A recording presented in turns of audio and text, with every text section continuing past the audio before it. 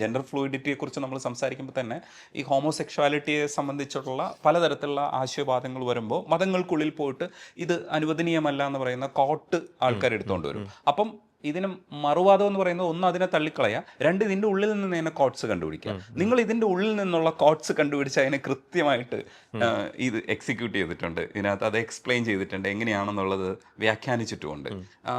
കുറച്ച് ബുദ്ധിപരമായ പരിപാടിയാണ്.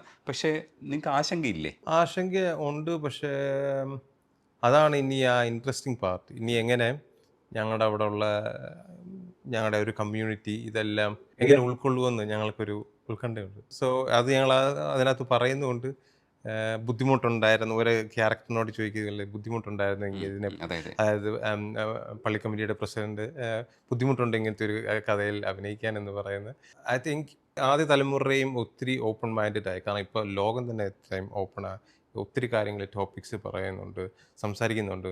എല്ലാം കണ്ണടച്ച് വിശ്വസിക്കുന്ന ആ ഒരു കാലഘട്ടം കഴിഞ്ഞിട്ടുണ്ട്. പിള്ളേരും ഞങ്ങളുടെ സെക്കൻഡ് ജനറേഷനും ഞങ്ങളിങ്ങനെ എല്ലാം അവർ വിശ്വസിച്ച് പോകുന്ന ഓരോ കാര്യങ്ങൾ ഞങ്ങൾ കീറിപ്പറിക്കാൻ അങ്ങനെ നോക്കത്തില്ല. കാരണം അവരുടെ വിശ്വാസത്തിന് അവരുടെ കാരണങ്ങളുണ്ടായിരുന്നു. അത് റെസ്പെക്റ്റ് ചെയ്യുന്ന ഞങ്ങൾ കൂടുതൽ. അത് ഞങ്ങൾക്ക് ഇത്തിരി കൂടുതലായാലും ഞങ്ങളുടെ തലയിൽ അടിച്ചേൽപ്പിക്കാൻ നോക്കുമ്പോഴാണ് ഞങ്ങളും ഒന്ന് ജസ്റ്റ് ബ്ലോക്ക് ചെയ്യുന്നത്. ചില ഡിസിഷൻസ് ഞങ്ങൾക്ക് തനിയെ എടുക്കാൻ മേലാത്ത. കാരണം നമ്മളിപ്പോൾ നമ്മുടെ സ്വന്തം പിള്ളേരുടെ കാര്യത്തിലാണെങ്കിലും നമ്മുടെ ഒരു ഇവിടുത്തെ ഒരു രീതിയുണ്ടല്ലോ, നമ്മൾ പേരൻസ് പറയുന്ന രീതിയിൽ തന്നെ നമ്മളും നമ്മുടെ കുഞ്ഞുമക്കളും എല്ലാം നമ്മളുടെ ജീവിതം നയിക്കണമെന്നുള്ള ആ ഒരു ഇത് പോകണം.